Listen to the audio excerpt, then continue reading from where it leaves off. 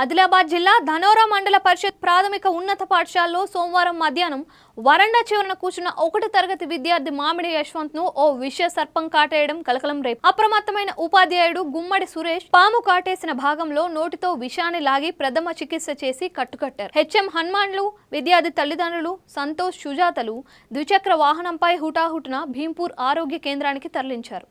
అక్కడ వైద్యాధికారి అందుబాటులో లేరు. దీంతో రిమ్స్ ఆసుపత్రికి వెళ్లాలని అక్కడ సిబ్బంది సూచించారు. అంబులెన్స్ లేకపోవడంతో ద్విచక్ర వాహనంపై బాలుడిని ఆదిలాబాద్కు తీసుకొచ్చి ఓ ప్రైవేట్ ఆసుపత్రిలో చేర్పించారు. ప్రస్తుతం అతడికి ప్రాణాపాయం తప్పింది. అయితే చికిత్స అందించకపోవడంపై భీంపూర్ ఆరోగ్య కేంద్ర వైద్యుడు నిఖిల్ రాజ్ను వివరణ కోరగా అంబులెన్స్ మరో చోటుకు వెళ్లిందని, తాను గిరిగాం ఉప కేంద్రం సందర్శనలో ఉన్నానని తెలిపారు. విద్యార్థిని కాటేసిన పాము విషపుదా కాదా అని రక్త పరీక్ష చేసి తేల్చేందుకు సమయం పడుతుందని, అందుకే రిమ్స్ ఆసుపత్రికి తీసుకువెళ్లాలని తమ సిబ్బంది చెప్పారని పేర్కొన్నారు.